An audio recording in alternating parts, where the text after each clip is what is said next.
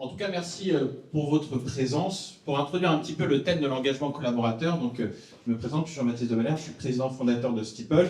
Et en tant que président fondateur, le sujet de l'engagement, c'est un sujet qui est présent tous les jours dans ma tête, comment emmener ces équipes. Et pourtant, je pense que j'ai réalisé depuis très peu que c'est peut-être le sujet que j'ai le plus raté de toute ma carrière de président fondateur. Pourquoi? Parce qu'en fait, quand on crée une entreprise, au début, le sujet de l'engagement, il n'existe pas finalement. Tous ceux qui nous rejoignent une petite équipe et ne se posent pas la question de savoir est-ce qu'ils vont être engagés, parce que de toute façon, on ne peut pas se poser la question. Ils arrivent, même au début, ils arrivaient, ils avaient leur propre PC, on ne fournissait pas de PC, ils conduisaient leur propre voiture, donc ils venaient pour un projet, ils venaient pour le sens, ils venaient pour la croissance, ils venaient pour l'ambition. Et puis, donc, ça, les premiers salariés arrivent en 2018 dans l'entreprise. On grandit, on est une dizaine, une quinzaine. Et puis, le Covid arrive. Covid, début 2020. Et là, on est tous renvoyés chez nous. Et puis, on avait l'habitude tous les jours de discuter, de se partager ce qu'on voyait chez les clients, comment... s'il fallait résoudre une galère, tout le monde était solidaire. Là, on est tous renvoyés chez nous. Et en même temps, l'entreprise connaît une croissance aussi importante. Et on passe de 10, 15, 20... 30, 40, 50, 60 salariés en très peu de temps. Et en fait, les deux facteurs combinés fait que on n'a plus autant de temps pour accompagner les nouveaux collaborateurs, on n'a plus autant de temps aussi pour bien sélectionner les collaborateurs qui rejoignent plus seulement l'ambition et la culture, mais qui rejoignent une entreprise, une PME, c'est devenu presque une PME. Et en fait, il y a une forme de dérive qui s'opère, parce qu'aussi les collaborateurs qui arrivent, il faut les encadrer, donc on nomme des managers qui étaient eux-mêmes des collaborateurs avant, mais sans pouvoir les accompagner. Et donc cette dérive s'opère, mais elle est invisible. Elle est invisible, mis à part sur quelques enquêtes internes, où on voit bien que les messages apparaissent, et on se dit, mais tiens, mais c'est bizarre que des messages comme ça apparaissent dans une entreprise comme Steeple, mais on ne comprend pas, parce qu'on met des choses en place pour l'engagement, on essaye de faire plein de choses, et finalement ça répond pas du tout. Et donc, ce qui arrive, c'est vraiment l'année dernière, où là, finalement, c'est plus seulement l'engagement, mais c'est la solidité de l'entreprise et la pérennité de l'entreprise qui est en jeu. Et là, je me prends une claque et je me rends compte qu'effectivement, on avait peut-être tout fait dans le mauvais ordre parce que l'engagement n'avait pas été assez pris au sérieux, ou en tout cas de la bonne manière. Donc, on a redressé la barre, parce que de toute façon, on le devait, sinon, à quelques mois près, j'étais plus là pour témoigner devant vous. Et on s'est rendu compte qu'il fallait opérer une vraie transformation de l'entreprise, et que cette transformation, elle était peut-être un peu tard, parce que 18 mois plus tard, dans l'entreprise, on a eu un renouvellement des effectifs de l'ordre de 40%, donc c'est assez important, et on a 80% de nos managers qui ont été renouvelés également. Donc une vraie réorganisation, douloureuse pour les équipes, évidemment. Et peut-être que si j'étais venu à un événement comme celui-ci sur l'engagement collaborateur, on aurait pu tous collectivement s'éviter ça. Donc ça, c'est le sujet d'aujourd'hui. Comment, en se posant les bonnes questions, en prenant de la hauteur, en ramenant dès cet après-midi au travail ces sujets-là, on arrive à mieux travailler et mieux vivre ensemble. Donc je vous remercie pour votre présence et je vous souhaite une bonne table ronde. Merci Jean-Baptiste. Très inspirant comme introduction au sujet. Merci Charles. Plaisir. Je fais mes petits commentaires. Voilà. Je vous propose de reprendre vos téléphones. On va faire un petit jeu. Il y a un cadeau pour le gagnant, donc voilà, n'hésitez pas à jouer. Et je vais vous lancer donc un petit quiz. Vous allez voir plus ou moins en rapport avec la thématique d'aujourd'hui. Donc composé de 4 questions. On va démarrer sur la première question que je vous pose. Pour ceux qui ne jouent pas, je vais vous la lire à voix haute. En France, quel est le pourcentage des employés considérés comme engagés? Est-ce que c'est 1%? Est-ce que c'est 7%? Est-ce que c'est 13%? Dans tous les cas, c'est pas beaucoup. Mais voilà, quel pourcentage? Je vous laisse quelques secondes pour répondre à la question. Et puis on enchaînera pour rapidement pouvoir passer dans le vif du sujet de la table ronde. Allez, je vous laisse encore 10 secondes pour répondre. Alors, 1%, 7%, 13%. Allez, C'est parti. La bonne réponse, c'était 6%, 7%, pardon. Donc 7% des employés considérés comme engagés. Oui, c'est marqué 6, mais c'est 7, je me suis trompée. Pardon. Deuxième question, c'est parti. Donc les chiffres clés de l'engagement collaborateur. Donc sur les 4 affirmations proposées, 3 sont vraies. Alors, est-ce que les employés sont engagés sont 21% plus productifs que les employés non engagés? Vous n'avez pas la question. Vous avez une autre question, très bien. Mais décidément, c'est bien fait ce matin. Alors, oui, donc on va plutôt parler d'eau. Voilà, moi aussi, vous peut-être aller boire un petit verre d'eau. Donc, boire suffisamment d'eau peut augmenter votre productivité quotidienne. Mais de combien de pourcents? De 14%, 24%, 34%, 44%. Quelle est la bonne réponse d'après vous? Allez-y, je vous laisse répondre. Allez, encore 5 secondes. Et on va passer à la prochaine question, qui est peut-être celle que j'ai commencée tout à l'heure. C'est la surprise ce matin. Allez, la bonne réponse était 14%. Question suivante, c'est parti. Alors, surprise, de quoi est-ce qu'on va se parler? Oui, les chiffres clés donc de l'engagement collaborateur. Cette fois, on y est. Alors, quelles affirmations sont vraies? Donc, les employés engagés sont 21% plus productifs.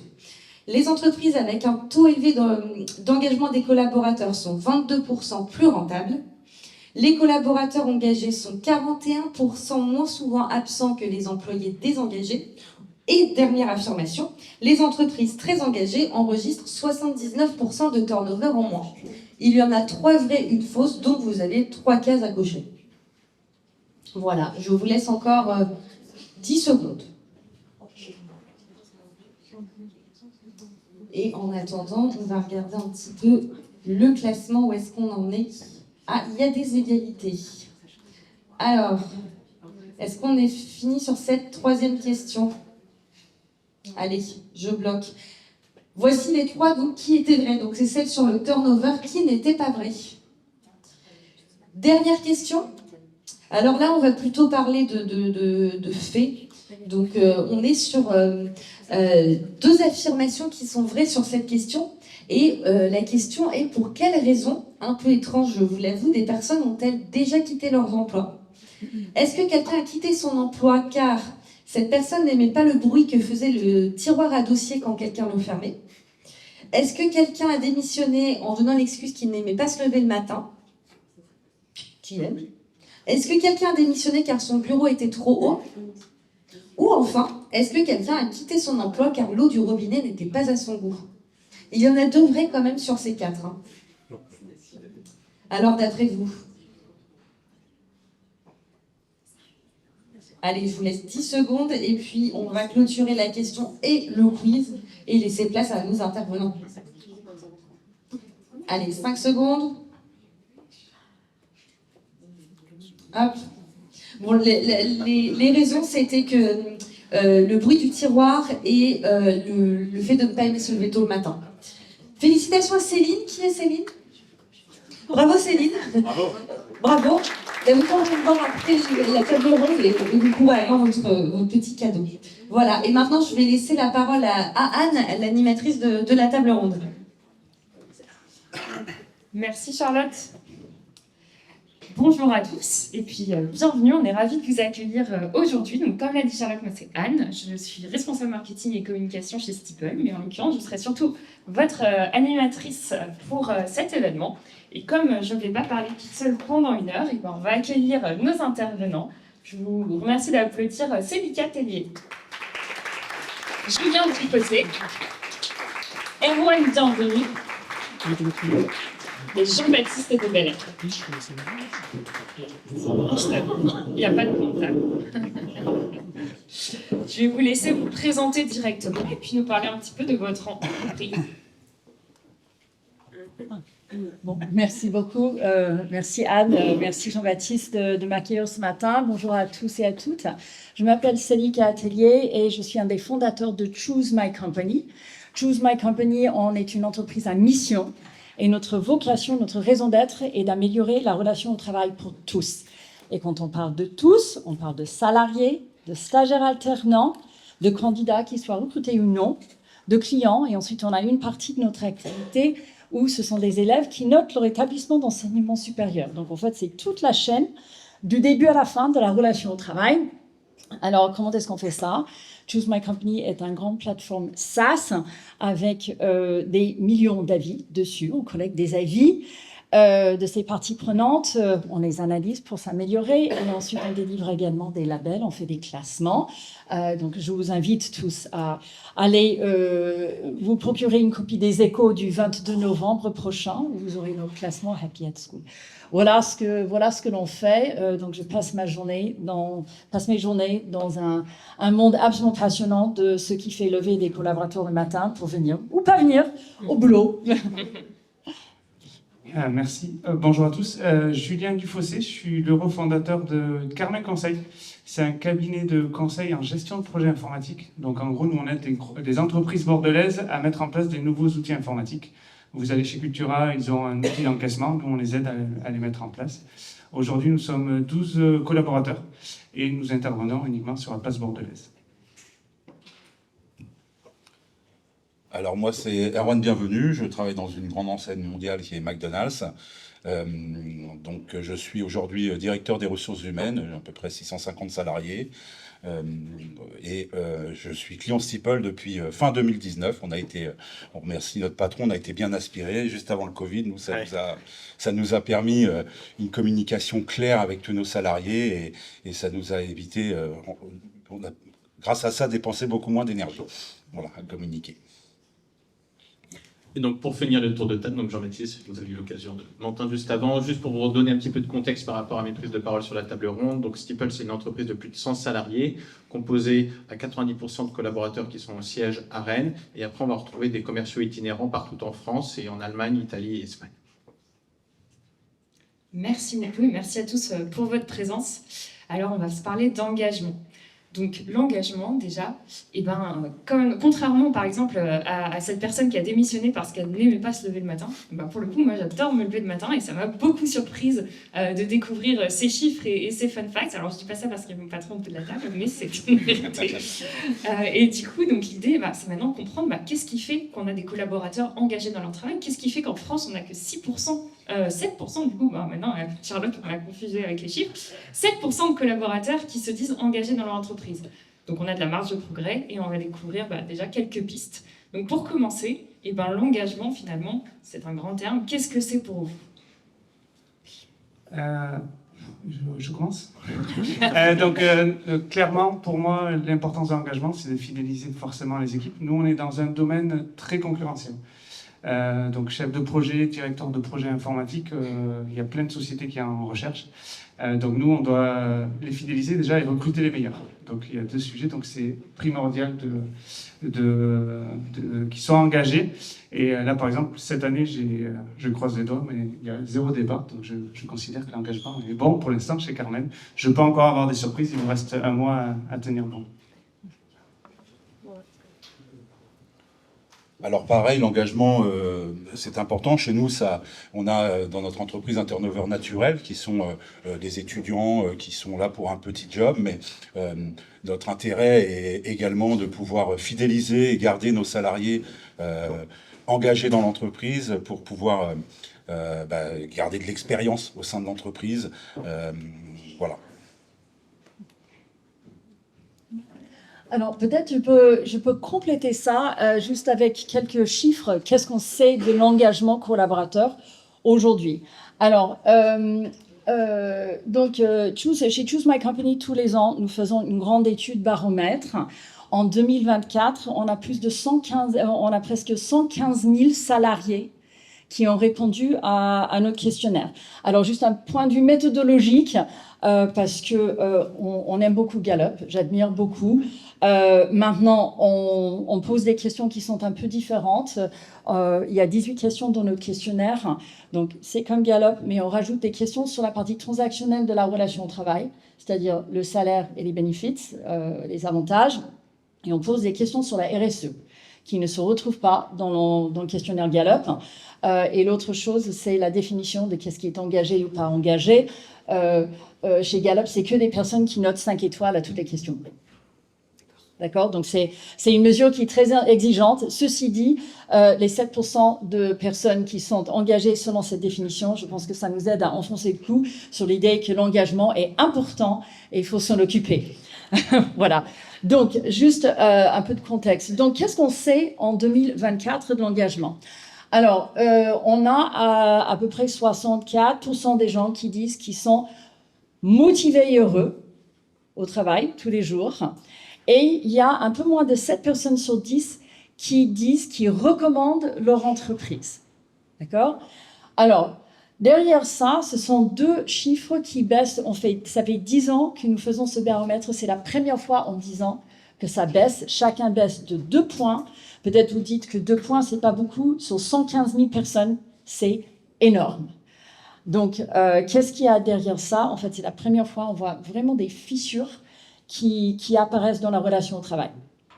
Deux autres choses qui sont importantes à savoir dans ce contexte, et je rejoins ce que tu as dit tout à l'heure, on voit la structure de cette relation qui bouge. En 2023, dans les ruptures de période d'essai, dans 2 cas sur 3, c'est le collaborateur qui quitte l'entreprise. C'est pas l'employeur qui met fin, donc ça c'est nouveau. Et la deuxième chose qu'on observe dans nos études, c'est que le moment à laquelle, en fait, c'est un gros en U, l'engagement, avec l'ancienneté. Les collaborateurs les plus heureux sont ceux qu'on vient de rejoindre l'organisation, mais on s'en occupe beaucoup. On vérifie tout le temps, est-ce que vous avez compris votre fiche de paie, est-ce que vous comprenez la stratégie, est-ce que vous avez des copains, etc. Et c'est ceux qui sont là depuis longtemps, parce qu'ils ont compris, ils partagent totalement le projet. Et au milieu, il y a un creux. Le creux, avant, c'était à 6 ans d'ancienneté. Maintenant, le creux, elle est à 2 ans d'ancienneté. Donc, se sentir bien dans sa boîte, ça n'attend pas. Le collaborateur qui se sent pas bien tout de suite, qui ne trouve pas la corrélation entre la promesse qui a été faite lors du recrutement et ce qu'il vit tous les jours, il reste pas. Donc, non seulement l'engagement est important, mais il y a urgence de s'en occuper et que ça se ressent très vite. Jean-Baptiste, je te laisse peut-être rebondir là-dessus. Sur quelle question? Sur le qu'est-ce que l'engagement et pourquoi c'est important finalement. C'est marrant, déjà on pourrait tous se faire la réflexion, est-ce que vous vous sentez engagé dans votre entreprise? Est-ce que le temps de réfléchir? Et effectivement, parce que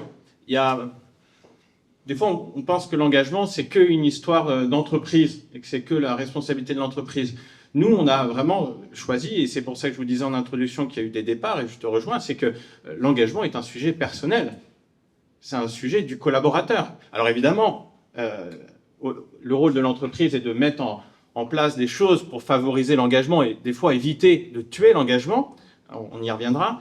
Mais c'est avant tout un sujet qui est individuel, avec des motivations intrinsèques. Et donc, nous, on a tout simplement mis un test en place, qui est le truc le plus simple du monde. On l'appelait le test du dimanche soir.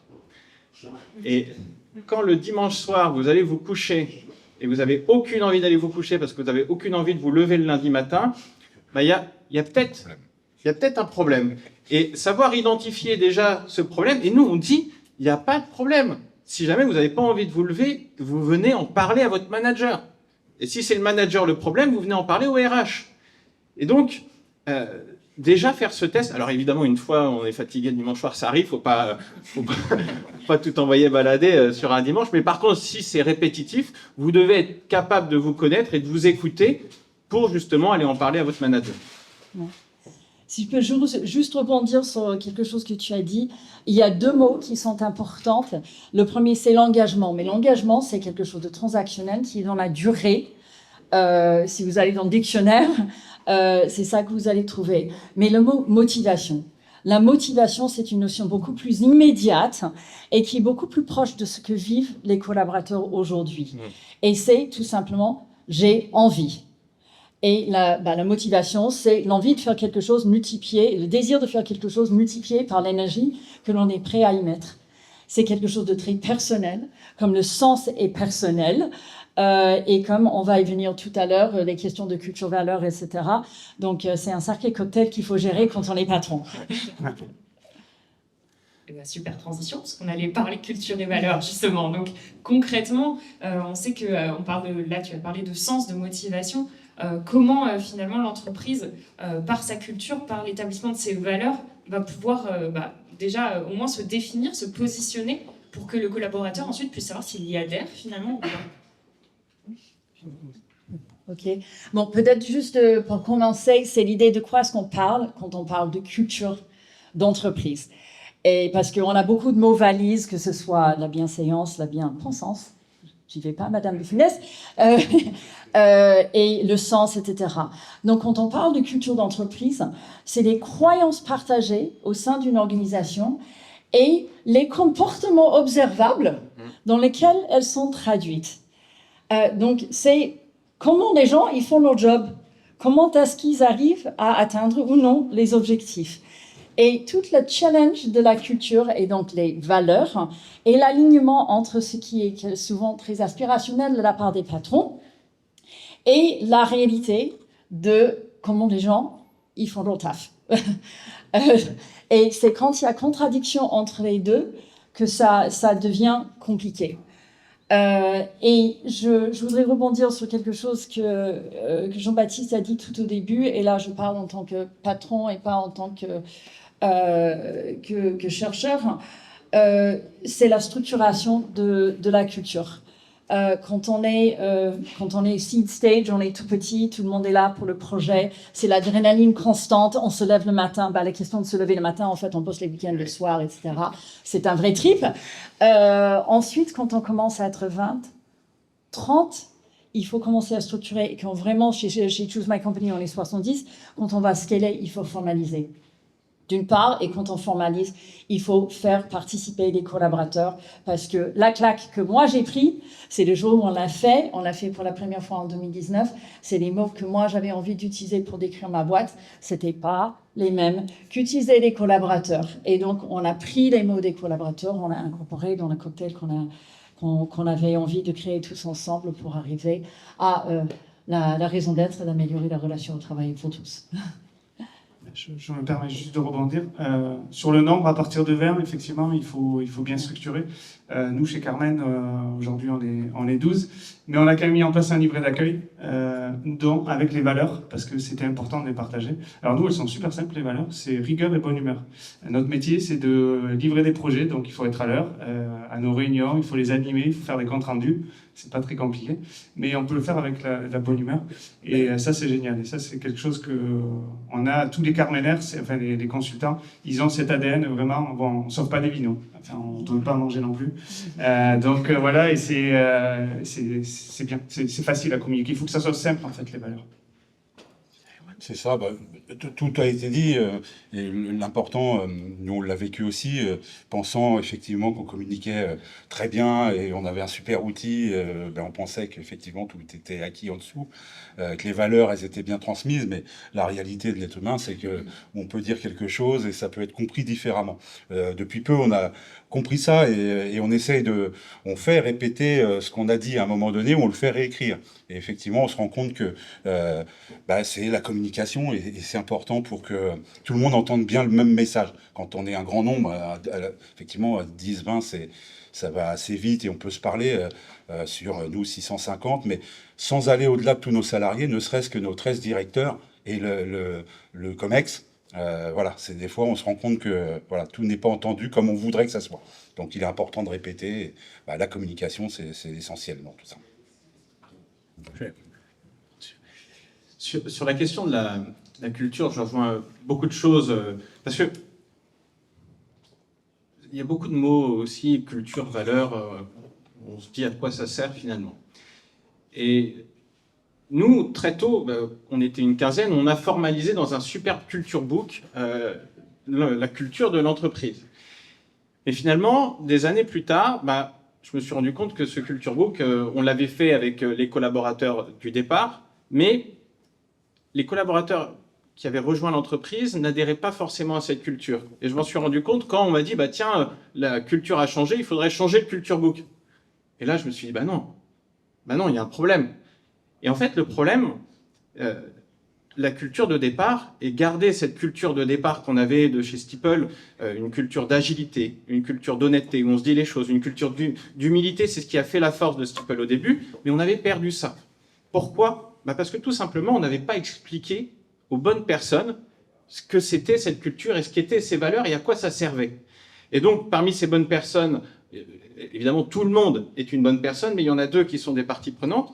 Il y a premièrement les managers qui doivent incarner cette culture. On y reviendra après, mais parce qu'ils sont acteurs du recrutement, de monter leur équipe et de remercier les personnes qui ne vont pas avec la culture. Et il faut aussi accompagner les recruteurs, parce qu'en fait, la culture, c'est un super moyen d'avoir, eh bien, j'allais dire des cases à cocher, mais presque sur le savoir-être d'un collaborateur, tu l'as dit, c'est la manière dont on fait son taf, mais comment est-ce qu'on évite d'intégrer des collaborateurs dans l'entreprise qui ne sont pas compatibles? Et s'ils ne sont pas compatibles avec la culture, ils ne vont pas pouvoir s'engager, et s'ils ne vont pas pouvoir s'engager, comme tu l'as dit, ils ne vont pas pouvoir être motivés.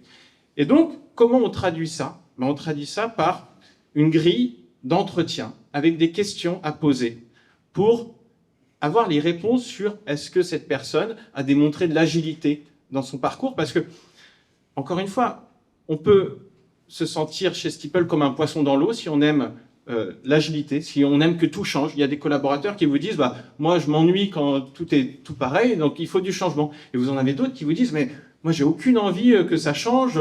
Et donc il y a un moment il faut lui expliquer écoute, ok, on a peut-être merdé sur le recrutement, qu'est-ce qu'on fait? Et éviter que ça arrive de nouveau. Donc poser les bonnes questions qui permettent de savoir qu'il y a de l'agilité, qu'il y a de l'humilité, qu'il y a de l'honnêteté.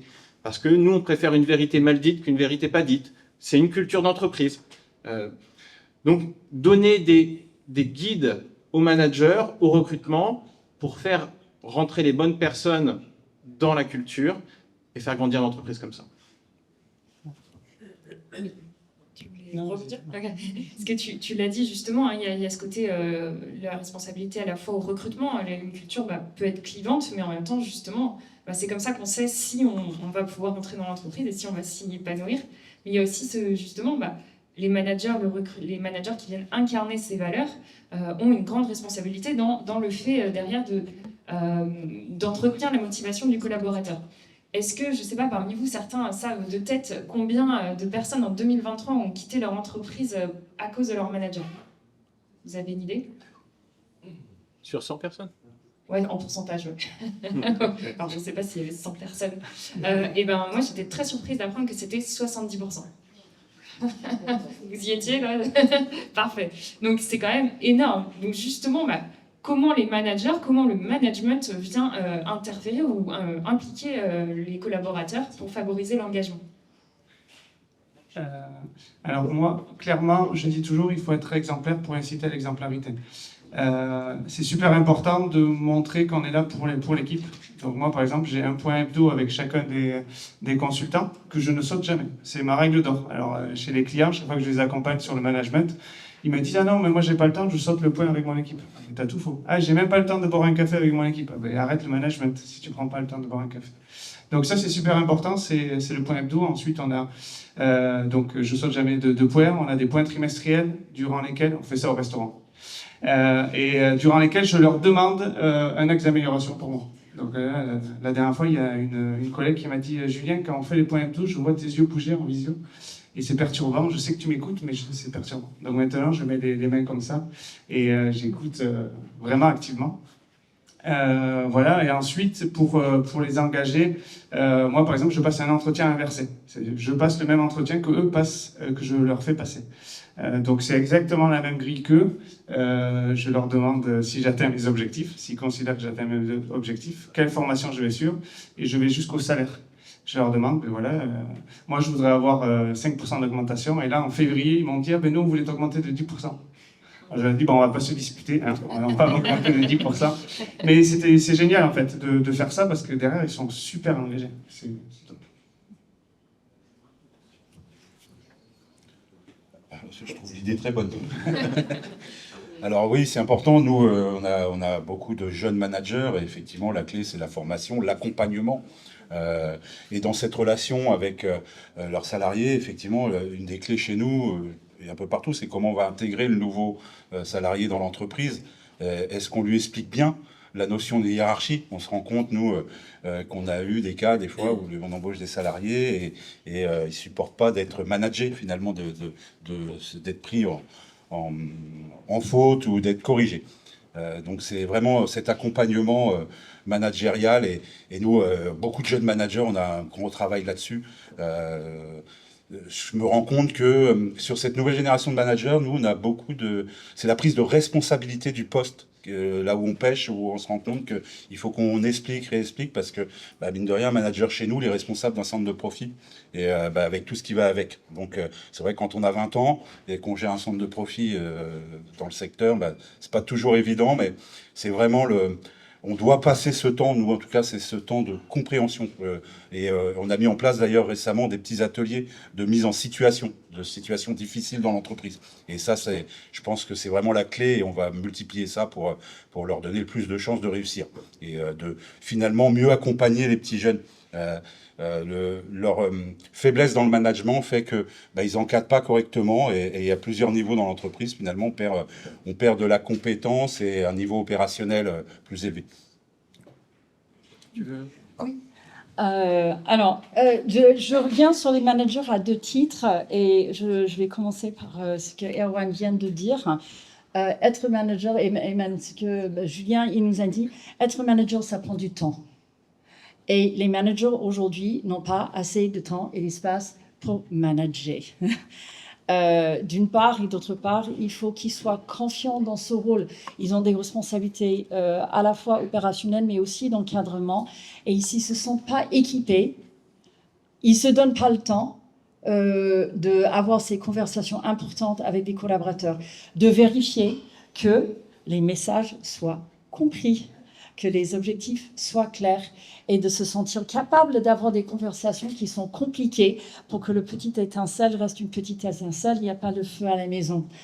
Et on voit de plus en plus des managers dans nos enquêtes, ils nous demandent de l'entraînement, mais de la mise en situation. C'est pas juste voilà les slides qui disent comment il faut faire des discussions sur l'entretien de fin d'année avec la partie salaire qu'on déteste tous.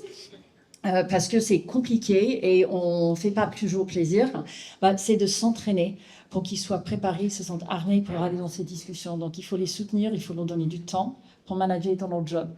La deuxième chose, les managers sont la clé de voûte de la com interne.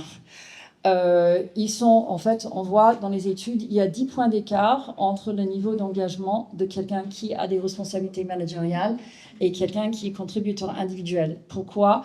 Les managers, 1, on s'occupe un peu plus d'eux, et 2, ils sont plus proches de la prise de décision. Dans les entreprises en France, il y a à peine un collaborateur sur 2 qui comprend comment des décisions sont prises, et les managers sont le relais, pas forcément de remettre en question les décisions, mais de dire voilà la décision qui a été prise, voilà ce qui est derrière, voilà pourquoi et voilà ce qu'on va faire. Et pour être sûr que tout ça c'est clair, il faut qu'ils soient équipés aussi pour faire cela et pas juste lâcher dans la nature. Je rebondis juste sur le temps. C'est important de dédier le maximum de temps pour l'équipe. Là, chez Carmen, ce qu'on met en place, le vendredi après-midi, moi, j'ai mon après-midi dispo pour l'équipe. Donc, s'ils ont le moindre problème, ils peuvent me solliciter. Ils me calent un point. Et ça, c'est génial parce qu'en général, s'ils ont le problème le lundi ou mardi, ils me calent un point. Mais d'ici là, ils trouvent toujours la solution, donc ils me sollicitent pas tant que ça. Mais ils savent qu'ils peuvent compter sur moi, et ça, c'est génial. De vraiment dédier du temps. Et aussi chez Carmen, c'est important de co-construire ensemble les projets. Donc nous, on va pas en clientèle 9 jours par an. Donc on passe un jour, une demi-journée ou un jour par mois ensemble. Et ça, c'est super important pour progresser, faire des mises en situation. Ça, c'est le top du top, c'est vraiment la mise en situation. Tu as une problématique, mais on va résoudre le problème à 12 et on va trouver plein d'idées. Et pour moi, manager égale beaucoup de temps et beaucoup d'écoute active. Et je rebondis parce que, effectivement, nous, comme je vous avais dit, sur la culture, mal formaliser la culture, ça vaut pour le collaborateur qui rentre et qui ne se sent pas épanoui. Mais en plus, ce qu'on a fait comme connerie, c'est qu'on a nommé des managers qui, de base, n'étaient pas dans la culture. Donc là, c'est un carnage à tous les étages, parce que, finalement, vos managers, ça doit être des personnes qui incarnent parfaitement la culture. Julien, tu prenais l'exemple de la pause café. Si toi, tu considères dans ta culture que la convivialité, que l'informel est important, eh bien, justement, tu dois avoir des managers qui comprennent ça, qui l'incarnent, et tu dois surtout être impondérant sur le fait de non, c'est comme ça et pas autrement. Et nous, on a commencé justement à rogner sur certaines valeurs, à nommer des personnes qui partageaient pas la même chose. Et donc, évidemment, faut pas s'attendre à ce que les équipes qui sont managées par ces personnes soient rattachées à la culture de l'entreprise. Et on s'est retrouvé rapidement, en fonction des managers, avec presque 2, voire 3 entreprises différentes. Et là, c'est assez incroyable de découvrir ça et de vivre ça. Donc déjà bien choisir les managers, puis après Erwan, je rebondis sur ce que tu dis, parce que et sur le temps aussi qu'il faut y accorder, parce que c'est peut-être pas un nouveau métier en tant que tel, mais en tout cas ça demande beaucoup d'accompagnement et de formation sur un volet aussi qui est trop souvent négligé de part et d'autre, c'est le courage managérial. Tu parles de responsabilité et finalement comment, et notamment pour des collaborateurs qui étaient avant ils étaient collègues et après, ça se passe beaucoup comme ça chez McDonald's. Quand on veut faire de la promotion interne, et c'est génial parce qu'on engage encore plus avec un parcours de carrière, mais le problème, c'est arriver à expliquer qu'à partir d'un moment, il faut prendre des nouvelles responsabilités, avoir du courage pour prendre des décisions, pour faire avancer son équipe. Et ça se fait pas en un jour. Tu as parlé de confiance. Il faut déjà donner de la confiance. Et nous, on essaye de faire quelque chose qui est pas évident. C'est de créer une équipe de managers. Alors, ça peut vous sembler débile comme ça, mais c'est pas débile du tout. Parce qu'en fait, à partir du moment où vous nommez quelqu'un manager, il faut lui faire comprendre que son équipe n'est plus les personnes qu'il manage, mais son équipe, c'est les autres managers. Parce que c'est des personnes sur qui ils pourront compter, c'est des personnes sur qui ils peuvent aller discuter pour faire des échanges pratiques, se dire j'ai eu telle question, j'ai eu telle problématique, est-ce que tu peux échanger avec moi sur ce sujet?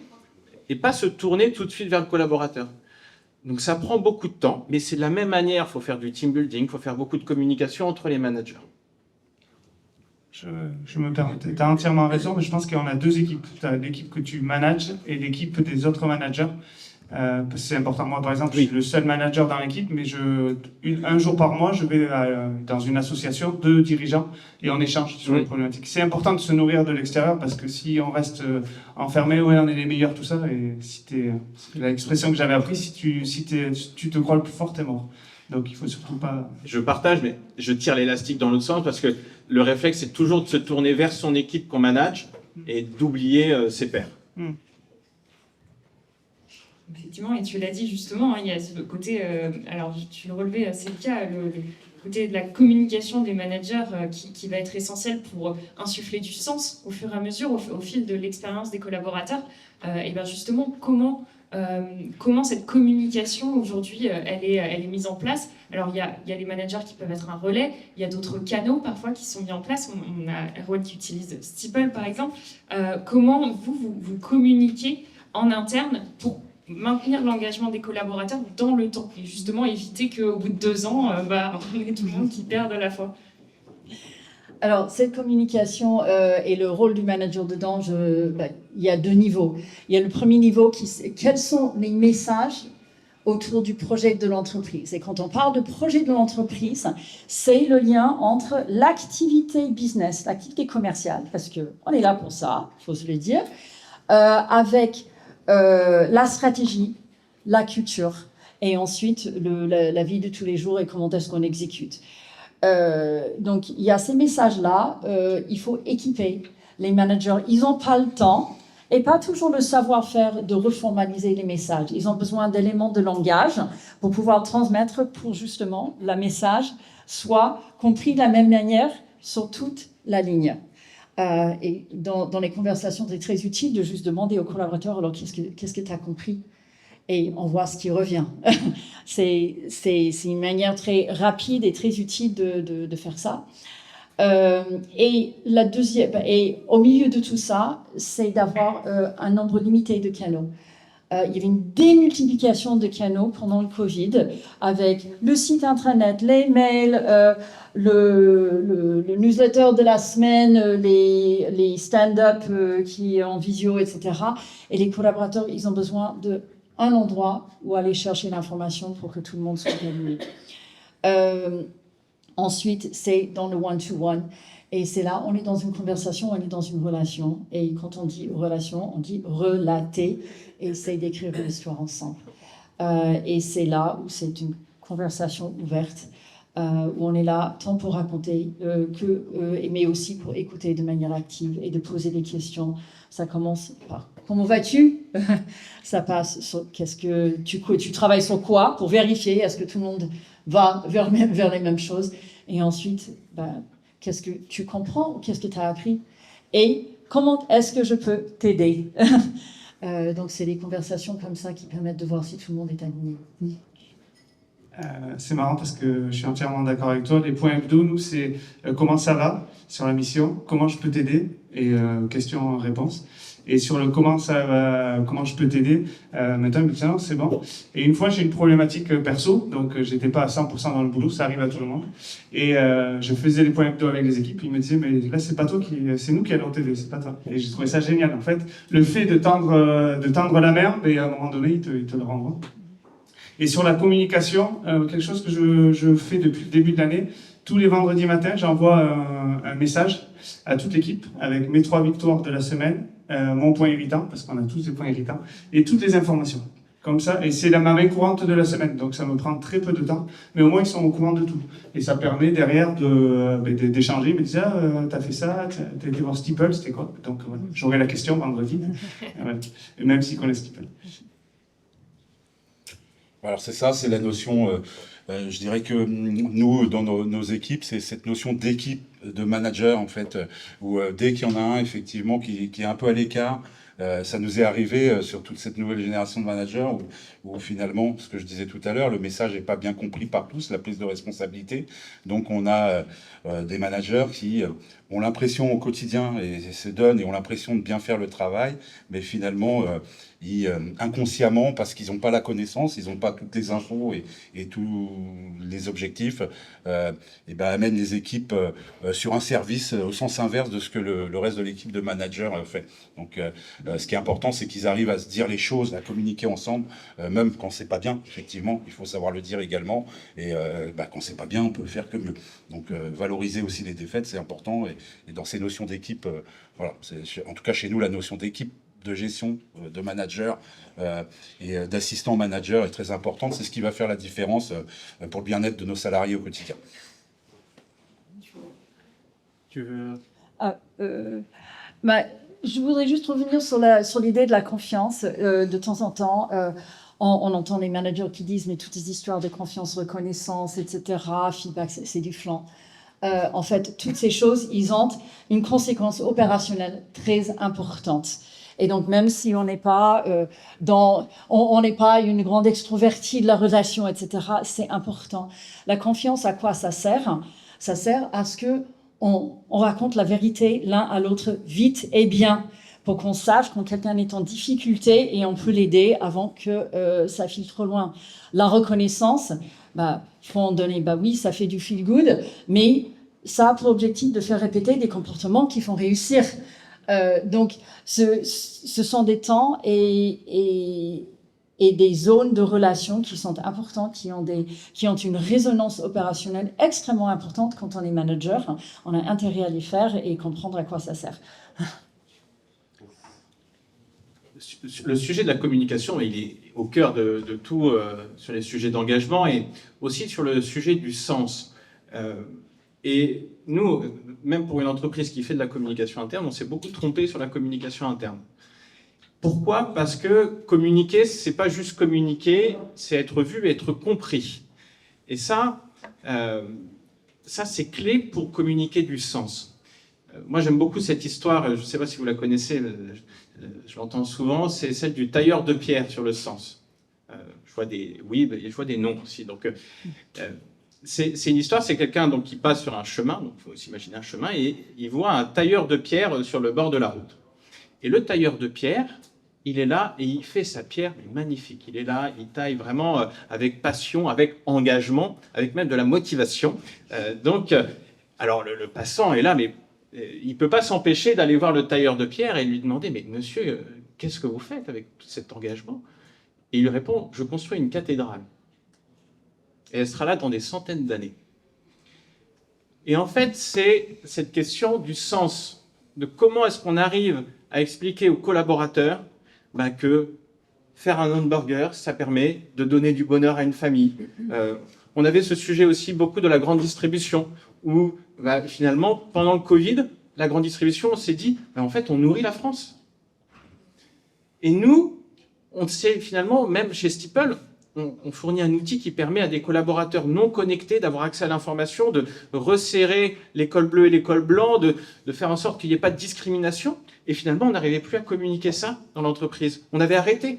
Et les collaborateurs rejoignaient l'entreprise, non plus par cette envie de rejoindre un projet avec une mission, mais parce que c'était la start-up cool du coin.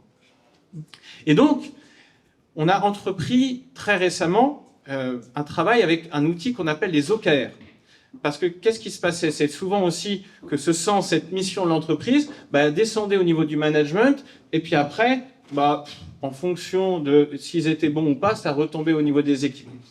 Et on a repris complètement à l'envers, et c'est un travail titanesque qu'on débute et qui est très long, mais qui suit l'image suivante, c'est d'expliquer à chaque collaborateur que ce sont les petits ruisseaux qui font les grandes rivières, et d'expliquer que chacune des actions a un rôle plus grand à jouer dans un projet collectif. Donc ça se formalise, comme vous le voyez derrière, sur une méthode où on va dire tous les trimestres, on va donner les objectifs d'entreprise et après chaque collaborateur, avec des ateliers avec les managers, vont se poser, pas longtemps, pour réfléchir ensemble comment ils peuvent améliorer les choses, comment mettre en place des actions par rapport à cet objectif collectif.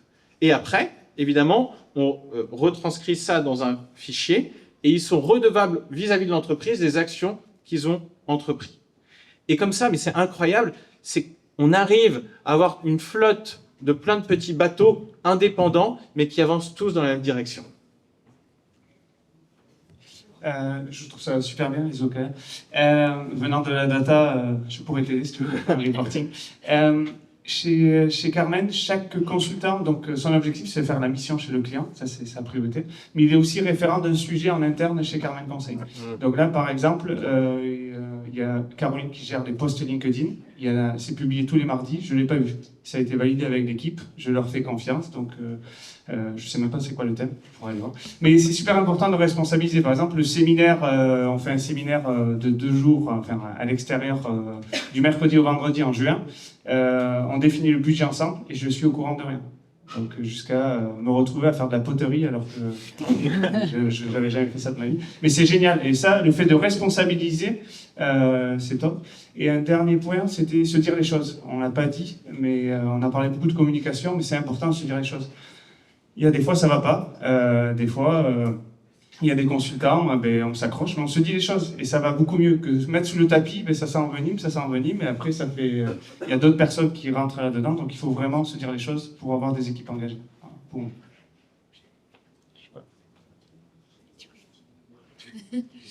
Alors, effectivement, je confirme le beau travail sur les OKR qu'on a fait, qu'on mène encore en ce moment. Et ben du coup, on a vu quelques pistes, effectivement, hein, donc la communication interne, les managers mobilisés. Il y a aussi, je sais, chez McDonald's, vous avez mis en place des activités, des événements avec vos collaborateurs pour pouvoir aussi créer du sens, les amener à travailler ensemble, enfin pas travailler justement, mais avoir un projet collectif ensemble. Il me semble que vous avez un projet comme ça. Il est plus près. Alors oui, on a déjà de par notre enseigne qui met en place des challenges, des choses comme ça, déjà ça nous aide, et par l'outil Steeple, ça nous permet de communiquer et d'avoir plus d'adhérents. Également, tout ce qui est bien-être de nos salariés, également, on met en place des arbres de Noël, des événements comme le Futuroscope, où qui veut s'inscrire, et pour 10 €, ils vont passer la journée avec leurs enfants sur des sites comme ça. On a également des salariés, alors là c'est venu des salariés qui ont décidé, qui ont entendu parler de possibilités de mettre des ruches et de faire du miel dans un de nos restaurants. Donc au départ, bon, ça nous paraît, nous on fait du hamburger quand même, donc, mais finalement, oui, l'idée est très bonne et on sait tous l'importance de ce genre de projet. Et donc c'est nos salariés qui amènent le projet et puis on peut, par l'intermédiaire de Steeple, le mettre en avant et même essayer d'en parler en local. On a également, nous, de cette personne qui avait fait les ruches, également est très impliquée sur le développement durable et a pu, de par les échanges entre nos salariés impliqués sur ce sujet, ils ont performé et on a eu une reconnaissance nationale sur le sujet. Voilà, on a également, toujours dans le bien-être, mis en place à disposition des serviettes hygiéniques pour les femmes dans nos entreprises. Moi, à l'époque, c'était en 2020, je crois, j'avais pas conscience de cette difficulté. Et en fait, des collègues l'ont fait dans une autre région. Et oui, on s'est rendu compte que c'était pas grand-chose pour nous et super important pour nos salariés. Voilà, donc c'est super important, je pense, pour la cohésion d'équipe. On parlait tout à l'heure de turnover, d'application pour les gens qui restent dans l'entreprise et même ceux qui sont là un court moment, en tout cas, avec tous ces événements, quand ils partent, ils ont une belle image de l'entreprise et ils la communiquent.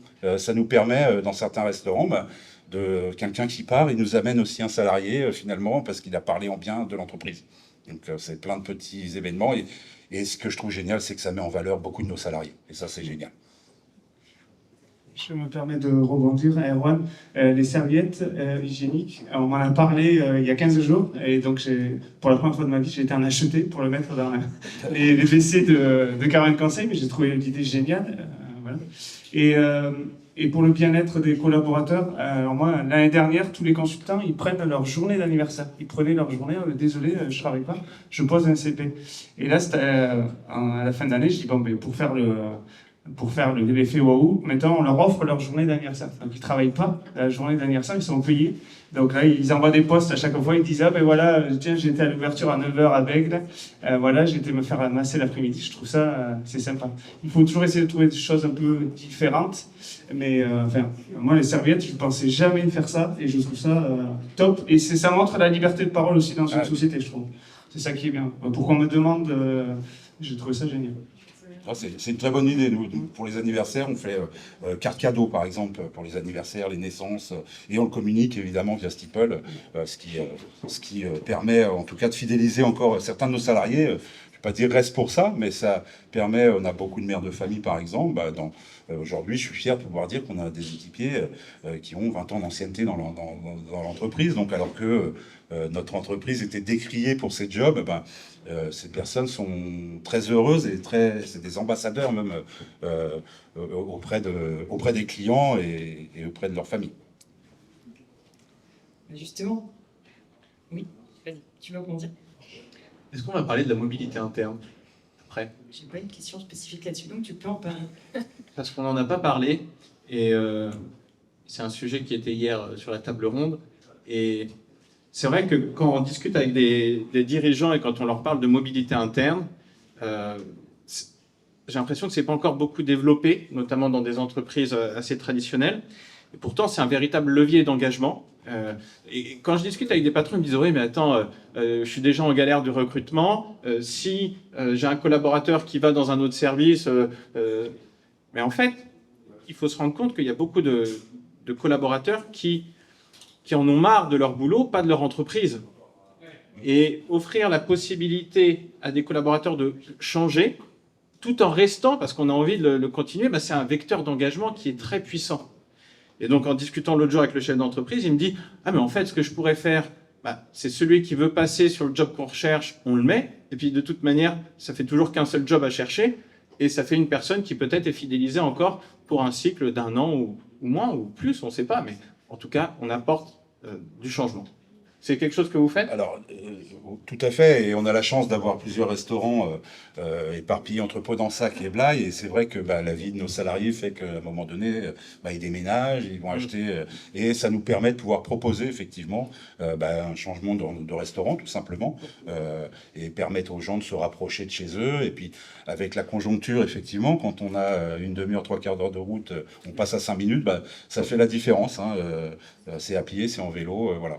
Alors, il y en a, ils veulent pas du tout, et parce qu'ils sont bien dans leur restaurant, ils veulent pas changer, mais en tout cas, pour les postes en bas, ça nous permet de les rapprocher, et puis aussi, on communique beaucoup dès qu'on a besoin d'un manager, d'un assistant manager, on communique pour que le salarié intéressé puisse se positionner. Et vous, il y a beaucoup de polyvalence dans les métiers? sur un restaurant ou ils peuvent changer de poste sur un restaurant? Alors on est au départ, c'est équipier polyvalent, donc on fait tous soit la production, soit au service, mais on a développé nous aujourd'hui des chargés de mission, donc qui peuvent être formateurs. Il y en a qui font de la maintenance, il y en a qui font du commerce, plus aussi également des hôtesses pour les anniversaires, des assistantes administratives. On a développé en fait en dessous le poste de manager parce que bien souvent chez nous il y avait l'équipier, le formateur éventuellement et le manager. Donc en fait, et on s'est rendu compte qu'on a des gens, en faisant ça, on a des salariés aujourd'hui chargés de mission qui sont par exemple sur la gestion produit. Ils font que c'est leur tâche secondaire en plus d'équipier polyvalent et ils s'éclatent, ils apprennent un métier en plus. Le risque qu'on a nous, et c'est un risque que j'apprécie et je souhaite, c'est que ça leur donne une vocation et qu'ils puissent partir pour peut-être une meilleure entreprise ou complètement rester chez nous et se développer. Donc c'est ce que je leur dis, c'est pas grave si tu pars, parce que des gens qui sont bien, ils vont peut-être partir, mais ils auront, avant de partir, préparé le remplaçant. Et donc c'est tout bénef pour nous. Voilà. Et encore une fois, pour l'image, c'est génial et c'est dans l'ADN de notre entreprise en plus. Ce que tu dis sur le fait de se former et former fait lien avec, je renoue avec la question du sens. Nos études montrent statistiquement, en fait, il y a différents facteurs qui donnent du sens. Alors, techniquement, on ne peut pas donner du sens à quelqu'un, on peut l'aider à trouver. Et ce qui fait sens pour moi, ce n'est pas forcément ce qui fait sens pour toi ou pour vous. Donc, on est encore dans une question très individuelle. Mais statistiquement, le facteur qui fait qu'un collaborateur dit « je trouve du sens à mon travail », c'est le fait d'apprendre. Le collaborateur, en fait, l'être humain, il a envie que ça bouge. Il veut sentir qu'il grandit. Ça peut dire que je change de poste, mais quelle est la réalisation, quelle est la chose que j'ai appris cette semaine, en plus de mes victoires, etc., dans les questions magiques qu'on peut poser dans les one-to-one. Celle-là, c'est qu'est-ce que tu as appris cette semaine, c'est le petit ampoule qui va au-dessus, qui s'éclaire au-dessus de la tête du collaborateur et qui lui permet de dire, c'est ça qui permet de dire, même quand je fais des choses qui sont difficiles ou qui font pas plaisir, ils ont une valeur. C'est parce que j'ai appris quelque chose, j'ai grandi et ça me permet d'être meilleur demain. Je me permets juste de rebondir sur la formation, effectivement. Chez Carmen Conseil, on a 2 jours de formation certifiante par an. Chaque consultant choisit, certifiante ou pas, savoir-faire ou savoir-être. Et en contrepartie, ce que je leur demande, et je le fais aussi, c'est de faire un compte-rendu pour l'équipe en disant ce que j'ai appris et ce que je mets en place. Parce que c'est bien d'apprendre, mais si tu mets rien en place derrière, ça ne sert pas à grand-chose. Et ça met une dynamique aussi intéressante. Alors moi, par exemple, une fois, j'ai suivi un syndicaliste, une formation avec un syndicaliste, chose qu'on n'aura jamais chez Carmen Conseil, vu qu'on ne sera jamais plus de 20. Et il disait, c'est quand tout va bien qu'il faut manager. Et quand j'ai appris cette phrase, je me suis dit, ah oui, ça fait écho. Et le lendemain, j'ai un consultant qui vient me voir et me dit, oh Julien, les points hebdo, ça roule, il n'y a pas de sujet. Non. Là, tout va bien, donc on continue. Et voilà, c'est important de se nourrir et de partager ensuite les informations. Je suis d'accord. Et sur le sujet de la formation, je trouve que chez McDo, il y a aussi quelque chose sur l'image de la marque employeur, quelque chose qui est très fort, c'est les perspectives de carrière. Et nous, on n'est pas bon là-dessus, mais chez Steeple, mais encore une fois, parce que, par exemple, je prends l'exemple de Clément, il est arrivé, c'était un commercial, il a grandi avec l'entreprise, aujourd'hui il manage 40 personnes. Ces perspectives, elles existent chez Steeple, mais on n'a pas encore fait l'effort de les expliquer aux collaborateurs, de leur expliquer le plan de carrière qu'ils peuvent avoir dans l'entreprise pour leur donner de la perspective. Elle peut être verticale ou elle peut être horizontale sur la mobilité. Bref, expliquer que s'ils sont engagés, ce sera récompensé d'une manière ou d'une autre par, évidemment, de l'argent, et ça c'est un sujet, mais aussi par des évolutions et de l'apprentissage. J'aime beaucoup cette question de qu'est-ce que tu as appris cette semaine, je la note, attention à l'équipe.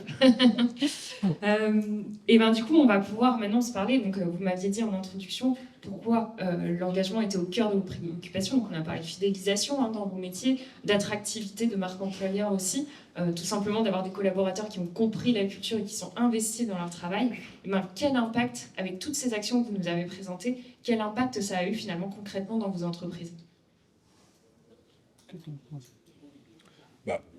Pour notre part, un meilleur climat social, moins de turnover, le fait, on a utilisé Steeple. D'ailleurs, l'année dernière, on avait remis encore des ambassadeurs, on a réappuyé, et on a baissé de 5 points notre turnover l'année dernière, 2022 vs 2023.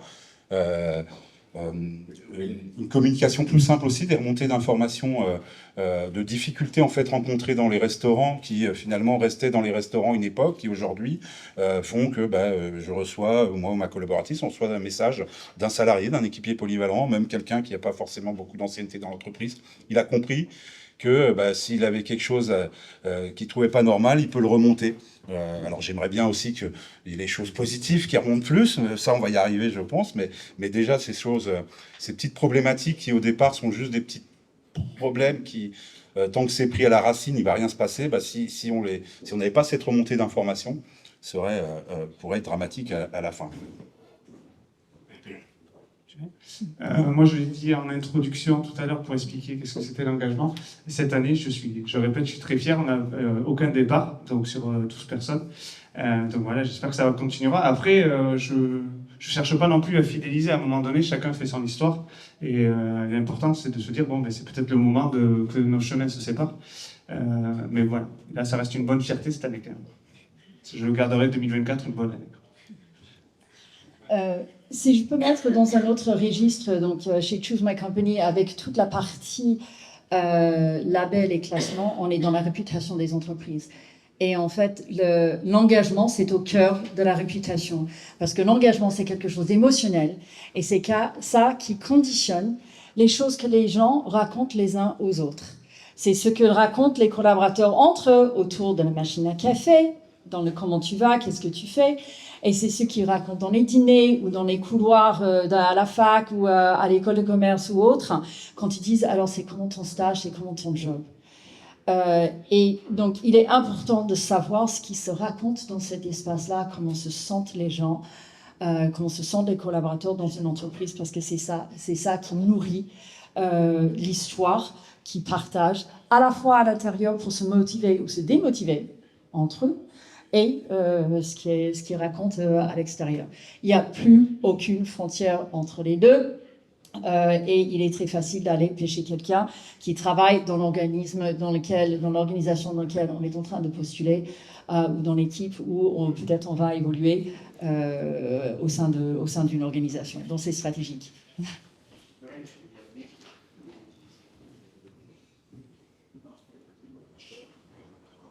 C'est une question qui m'étonne toujours sur l'impact de l'engagement, parce qu'en fait, moi je vois la ligne de mon bilan résultat net en tant que dirigeant, parce qu'aujourd'hui, l'engagement d'un collaborateur est directement lié à la productivité, directement lié à sa capacité à faire grandir l'entreprise. Et quand je discute avec des chefs d'entreprise qui me disent, et il y en a encore beaucoup, qui disent « Oh, moi je ne m'occupe pas des salariés », mais il y en a beaucoup. Et en fait, quand on essaye de comprendre pourquoi, en fait, c'est aussi, et comme tu l'as dit, des collaborateurs désengagés, ils font beaucoup de bruit. Et pour un dirigeant, ce bruit, c'est ce qui l'empêche de s'endormir le soir. Ça prend beaucoup d'énergie et ça empêche peut-être de se dédier à des sujets qu'on préfère, sur la croissance, sur le commerce. Et donc, on laisse une minorité bruyante prendre le pas petit à petit sur une majorité silencieuse parce qu'on ne traite pas le sujet. Et au bout d'un moment, ça devient incontrôlable. Alors, c'est des chefs d'entreprise qui ont été habitués aussi pendant des années et des années à ce que les collaborateurs ne quittent pas les entreprises et qu'il y avait une grande fidélité. Et aujourd'hui, on se retrouve avec des collaborateurs qui s'en vont parce qu'ils sont plus contents, qui le disent aussi sur des plateformes. Et donc, c'est un sujet qu'ils doivent prendre à bras-le-corps s'ils veulent pérenniser leurs entreprises. Je vais piquer le micro. Et bien justement, donc, il est 45, ça va être bientôt la fin de cette table ronde. Est-ce que vous avez un petit mot pour conclure, quelque chose parmi tous ces conseils qu'on s'est donnés aujourd'hui? Et même moi, personnellement, je repars avec quelques bonnes idées à remettre en place dès notre retour, au bout de 2 semaines de tournée. Ça va être une belle liste. Et ben, quel est le conseil que vous voulez laisser aujourd'hui aux personnes qui nous regardent? Est-ce que quelqu'un veut commencer? C'est toujours toi, fallait pas te mettre à gauche. Je le saurai la prochaine fois. Déjà, moi, ce que je vais mettre en place, c'est ce que j'ai appris. Chaque fin de semaine, je dirais ce que j'ai appris. Ça, c'est important. Après, je réfléchis. Non, là, je sais pas. Qu'est-ce qu'on va mettre en place? Juste pour terminer, sur quelque chose qui marche bien, c'est la cooptation. Aujourd'hui, vu que les Carmenaires, les consultants ont l'air plutôt épanouis chez Carmen, cette année, on a recruté 2 personnes, c'était 2 cooptations. Donc ça, c'est génial. Et il y a, dans une cooptation, c'est un collègue qui l'a coopté et un client. Donc c'est génial. Là, ça venait de 2 endroits. Donc là, c'est tout bénef. Voilà. Mais je vais réfléchir. Alors, pour finir, oui, l'engagement est important. Moi, pour avoir Steeple depuis quelques années et avoir ciblé et communiqué dans mon entreprise comme quoi c'était le moyen de communication, je trouve que ça engage plus nos salariés. On a encore, je pense, un chemin énorme à parcourir. On peut mettre plein de choses en place. L'important, finalement, et nous, en tout cas, sur la manière dont l'outil on le fait fonctionner le mieux, c'est quand effectivement on a un ambassadeur, quand nos managers sont actifs, ou en tout cas quand ils ont bien compris à quoi ça sert. Certains vont pas dessus, mais ils savent bien en parler, et ça fait la différence. Et en tout cas, ça nous permet, à mon avis, de garder des salariés plus longtemps chez nous, et c'est ce que j'espère le plus, développer des carrières en plus. Alors, si j'avais 2 conseils à donner, ça serait, le premier, c'est d'écouter, à la fois en individuel, mais en collectif. Les mêmes principes s'appliquent, peu importe si c'est dans un one-to-one ou si c'est dans un questionnaire. L'écoute active, c'est avec un objectif de comprendre l'autre sans interruption.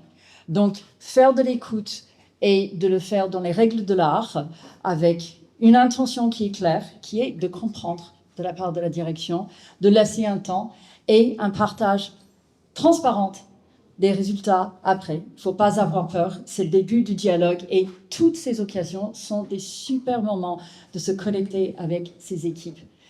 Et le deuxième principe de l'écoute, c'est la sécurité psychologique, c'est-à-dire ce que je dis n'aura pas de conséquences et donc dans l'anonymat en fonction de la culture des organisations. Le deuxième conseil, les collaborateurs, ils attendent 2 choses. C'est d'une part la preuve qu'ils ont été entendus et sans phare. Donc ça, c'est le retour transparent sur les résultats. Mais c'est aussi que ça bouge. Ils n'attendent pas que ce soit parfait du jour au lendemain. Donc il faut s'armer de courage. Il vaut mieux avoir 1 ou 2 choses qui vont changer la vie d'un maximum de personnes et de s'engager publiquement dessus et de faire des pilotes dans votre organisation, d'essayer de faire des quick wins dans tous les sens, qui changent la vie de 2, 3, 10 personnes.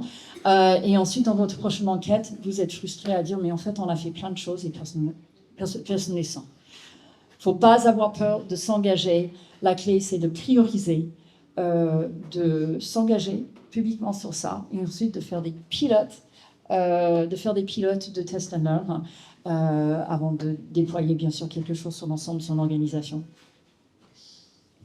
Mot de la fin? En fait, l'engagement, on l'a dit, c'est un sujet très personnel. Et c'est souvent aussi un recrutement, c'est un alignement entre une entreprise qui se connaît et un collaborateur qui se connaît aussi. Et hier, à la table ronde après au cocktail, il y avait quelqu'un qui est venu me voir, qui m'a présenté son activité et j'ai trouvé ça assez étonnant. C'est en fait, il part du constat que quand un collaborateur est parfois un peu cherche du sens et un peu perdu dans sa carrière, il fait des bilans de compétences. Et il m'expliquait qu'il y a 2 tiers des collaborateurs qui font un bilan de compétences qui se rendent compte qu'en fait, ils sont très bien dans leur entreprise et qui apprennent à mieux se connaître et à mieux vivre leur travail au jour le jour. Et qui transforment ce bilan de compétences pour en faire un outil d'engagement pour aider tout simplement le collaborateur à mieux se connaître. Donc ça m'a semblé intéressant et c'est comment nous, effectivement en tant qu'entreprise, on met un cadre où les collaborateurs peuvent s'exprimer, exprimer leur engagement et quand ils perdent, essayer de trouver le moyen, non pas finalement de trouver la solution la plus simple qui est de rompre le contrat, mais de les réaider à s'engager, à se motiver. J'ai trouvé le dernier conseil. On en parlait ce matin avec certains d'entre vous. Je reste persuadé que le positif attire le positif. Donc, on a créé un groupe d'échange verbatim où on met les retours positifs de nos clients ou des déjeuners. Et c'est génial. Il y a plein de commentaires. Donc, après, il y a des gifs, forcément. Voilà, ça change. Mais c'est sympa. Et je reste persuadé que le positif attire le positif. Et ça fait du bien. Voilà, le vendredi soir, quand on s'en va aussi, j'ai adoré travailler avec toi sur ce sujet. On part le cœur léger, on peut aller faire l'apéro. Très bon conseil. Et ben, on va pouvoir passer à un petit temps de questions, si vous avez des questions pour nos intervenants. Donc, ce que je vous propose, ça va être à nouveau de scanner ce code si vous souhaitez poser les questions, ou tout simplement, hein, on est là entre nous, je pense que les voix portent. Si vous avez une question à poser à l'oral, on peut aussi y répondre, lever la main, il n'y a pas de souci.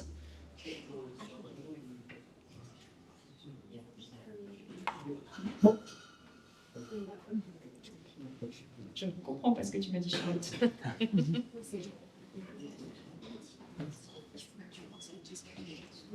Jamais j'ai pas.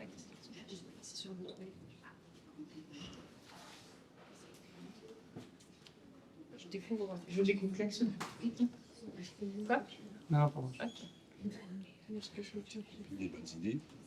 Je ne sais pas si c'est prévu, mais c'est vrai. On va les voir. Ouais. En fait, après, il y a des petites capsules vidéo que vous allez pouvoir prendre et on va compiler les bonnes idées. Et ben, à vos questions, vous pouvez les poser à l'ensemble des intervenants. Vous pouvez cibler un intervenant en particulier si vous avez une question sur ce qu'ils ont mis en place dans leur entreprise. N'hésitez pas, ne soyez pas timide. Tu n'oublieras pas pour les réseaux sociaux. Stipple. Moi, je sais ce que je fais. Ah, bah allez-y, posez-la. Est-ce que vous faites vous-même vos recrutements ou est-ce que vous déléguez, est-ce que vous passez par une agence de recrutement? Alors nous, on a un process particulier chez Carmen. Le premier entretien, c'est moi qui le fais pendant une demi-heure et je fais un entretien ping-pong. Alors c'est une invention, on pose une question chacun de notre tour. Et ça c'est génial parce qu'on voit ce que le candidat a dans le ventre aussi, s'il pose des questions pertinentes, parce qu'en général ils sont malins, ils en gardent toujours 2 ou 3 questions. Et donc là ça marche bien. Ensuite le deuxième entretien c'est au restaurant avec deux consultants. Et donc là c'est plus sur le savoir-être. Et le troisième ce sont des cas pratiques, avec un autre consultant et moi. Donc déjà on est 4 sur 12 à rencontrer le candidat. Et donc là, on est quasiment sûr d'avoir fait le bon choix. Et en plus, on les invite aux after-work ou aux événements qu'on fait avant son arrivée. Donc franchement, le process, il est assez calé. Cette année, moi, j'ai fait passer 80 entretiens d'une demi-heure à 1 heure. Et on a recruté 2 personnes. Voilà. Après, on time bien, tout ça, mais on est exigeant, mais ça marche plutôt bien. Enfin, jusqu'à présent, ça marche bien. Et le recrutement s'arrête après la fin de la période d'essai.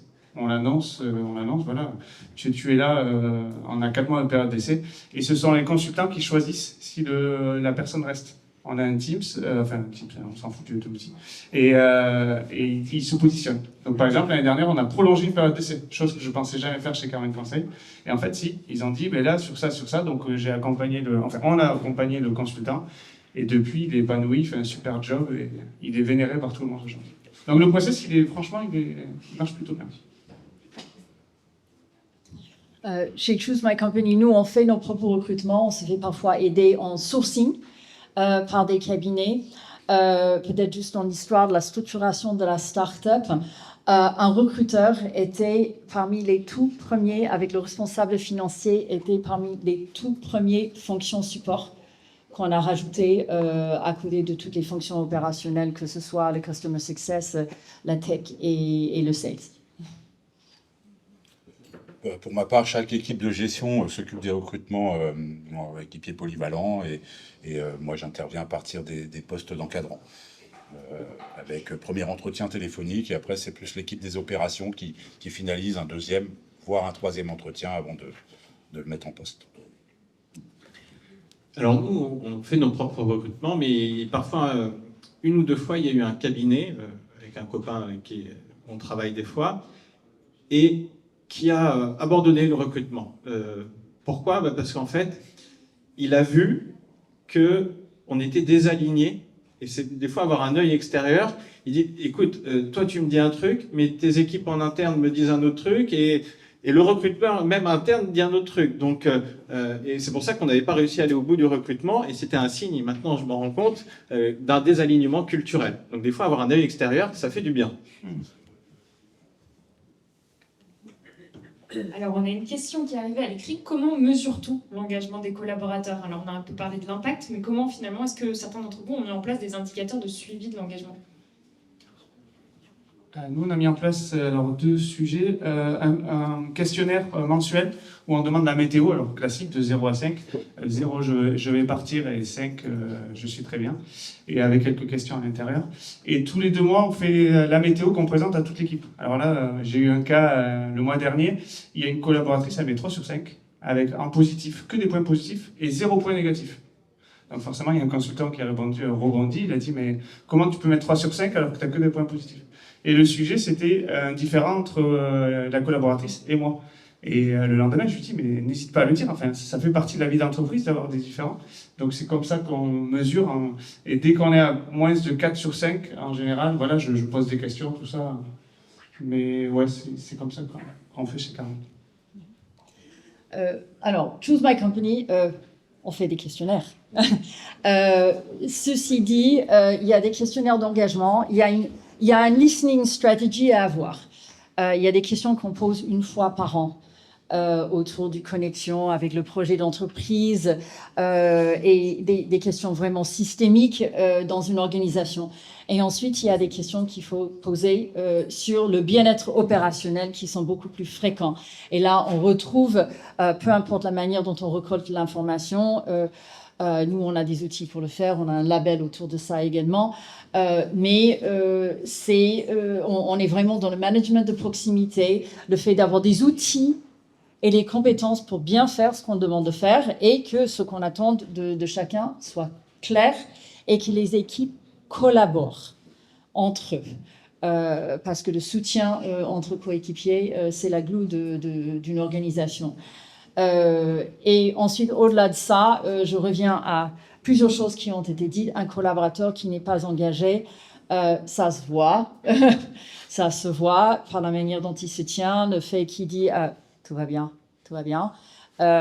Ou le fait qu'il ne donne pas comme d'habitude. Il n'est pas dans les conversations, il ne s'implique pas dans la vie de l'entreprise. Et c'est là où je pense qu'on a tous appris à observer pendant le Covid, parce que la question c'était est-ce que tout le monde est toujours dans le bateau ou pas? Alors, oui, c'est ça, ça a été dit. J'ai perdu le fil. Mesure l'engagement. Voilà, l'engagement, voilà. Alors nous, on a, excusez-moi, on a au niveau national, on a tous les ans une enquête nationale où tous les salariés, tous les restaurants de France sont interrogés sur divers sujets, le bien-être dans l'entreprise, mais le travail, comment ça se passe, la relation avec leurs supérieurs, tout ça. Donc ça, c'est plus au niveau national, ça nous donne une photographie à l'instant T du restaurant. Et nous, en interne, comme je le disais tout à l'heure, on a le turnover, mais également, évidemment, en voyant les salariés, les résultats de l'entreprise sont tout de suite mis en avant, sont tout de suite mieux. Moins de retard, moins d'absentéisme, un climat social beaucoup plus positif. Et puis, par la force des choses, un développement dans ces équipes de personnes qui prennent des responsabilités. Voilà, tout simplement. La barrière chez nous à éviter est la relation trop proche entre encadrants et équipiers, où dehors, pas de problème, mais à l'intérieur, des fois, le management à l'affect nous joue parfois des tours. Il suffit juste de les alerter, d'apprendre à nos managers, encore une fois, prendre le temps de leur apprendre ça, faire cette différence, et ça avance.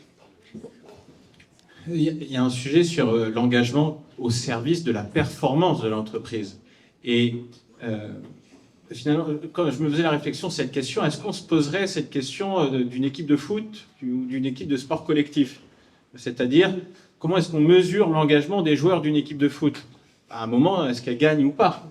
Et souvent, on se rend compte que, c'est ce que tu disais, on ne donne pas les clés de l'analyse de la performance au collaborateur. Il ne sait pas sur quoi il est jugé, il ne sait pas sur quoi il doit performer. Même son manager est nommé manager sans qu'on lui explique voici sur quoi tu dois être performant. Et c'est voilà comment emmener tout le monde et engager tout le monde et savoir qui est engagé ou pas. Parce que comme tu dis, quelqu'un qui n'est pas engagé, dans un sport, et tu l'as dit, c'est un sport collectif, le travail, quelqu'un qui n'est pas engagé, si jamais l'équipe est bien définie, l'objectif est bien défini, ça va être les collègues eux-mêmes qui vont réessayer d'engager le collaborateur, parce qu'on est ensemble dans le même bateau. Oui, tu as une question? Oui. On a beaucoup parlé effectivement des managers, de leur rôle qui est important, mais aussi des collaborateurs qui peuvent justement monter en compétences, ça c'est très bien. Vous avez un peu abordé le sujet sur la mobilité interne, donc les compétences transverses, si on veut le faire en horizontal. Moi, ma question est la suivante, c'est qu'est-ce que vous mettez en place, comment vous faites pour garder un collaborateur engagé qui ne souhaite pas monter en compétences, en tout cas en tant que manager à l'heure actuelle. Si c'est le cas, il souhaite devenir manager, mais qu'il n'a pas ces compétences-là et qu'il n'a pas forcément le profil, ces appétences du manager, comment vous faites pour l'accompagner sur ces sujets? Pour notre part, ça nous arrive. On a des gens qui nous font des courriers pour devenir manager, mais effectivement, on ne devient pas manager comme ça. C'est un métier, ça s'apprend et on n'a pas forcément les compétences. La première volonté est de vouloir évoluer pour le salaire, mais en réalité, voilà, il faut prendre la mesure du poste.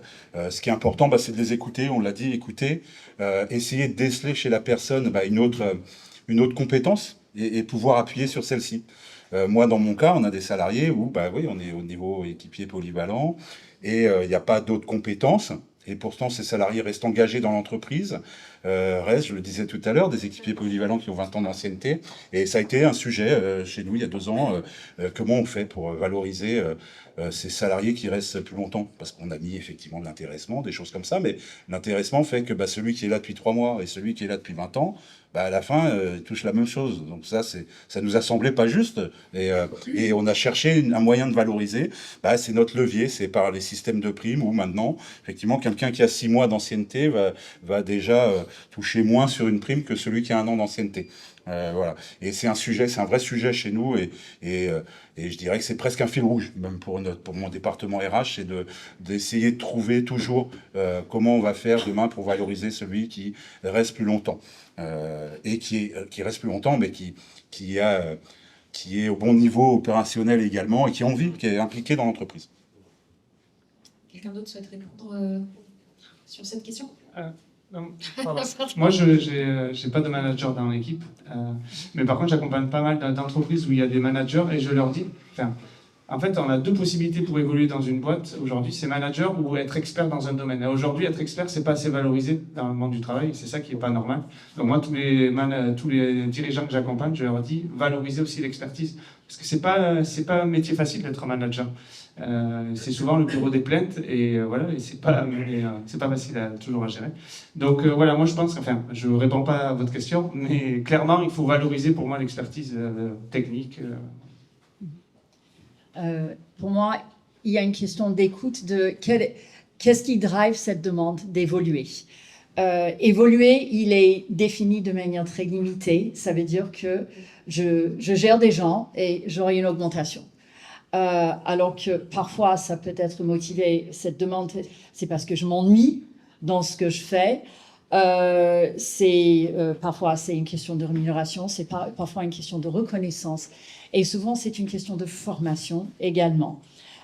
Plus longtemps, en fait, la motivation décroît avec le nombre d'années en entreprise, parce qu'on prend pour argent comptant que quelqu'un qui est là longtemps, on n'a plus besoin de s'en occuper. Il n'a plus besoin d'apprendre, il n'a plus besoin de nouveautés, il connaît les choses, il n'a pas besoin d'être ni valorisé ni irrigué de la même manière. Mais en fait, il attend tout autant d'amour que celui qui vient de passer par la porte. Et donc, la conversation de comprendre, vraiment, c'est quoi qui drive cette demande de mobilité, d'une part, et d'autre part, d'ouvrir les chakras sur ce que ça veut dire d'évoluer. C'est pas forcément up, c'est peut-être en transverse, c'est peut-être un nouveau projet, c'est peut-être d'être formé, c'est peut-être de participer. La reconnaissance, en fait, est le plus grand motivateur au quotidien d'un collaborateur. Et on sait que je suis là, on entend ce que je dis et on agit dessus. Donc, c'est d'ouvrir cette zone-là pour vraiment comprendre ce qu'il y a derrière et la palette de réponses qui émerge est beaucoup plus grande.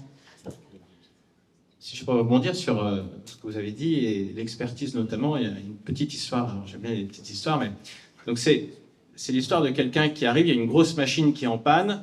Il arrive et 5 minutes, il répare. Et il dit c'est une facture de 10 000 euros. Et le client dit 10 000 euros pour 5 minutes. Et il dit non, c'est 10 000 euros pour 30 années d'expérience.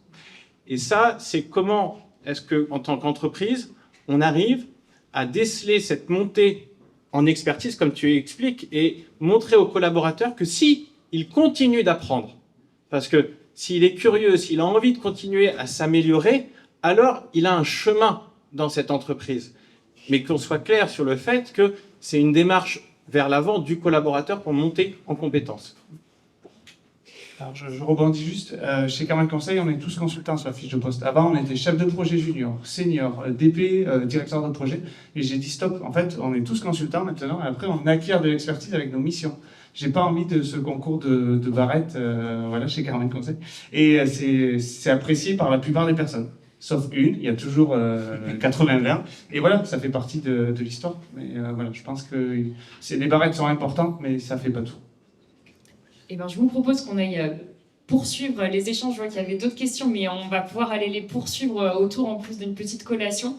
Il y aura, pour ceux qui souhaitent découvrir l'outil Steeple, la possibilité d'assister à une petite démo. On a toute l'équipe qui est là. Jean-Baptiste pourra vous faire une démo également. Et enfin, on vous invite, si vous souhaitez, il y a un photo call. Vous pouvez aller faire des photos, partager sur LinkedIn. On a un hashtag Tech 2024. N'hésitez pas à mentionner Steeple aussi si vous le souhaitez. Ça nous permettra de relayer aussi et de donner de la visibilité. Et bien, à tout de suite pour les échanges. Et je vous remercie à tous pour votre attention et merci aux intervenants.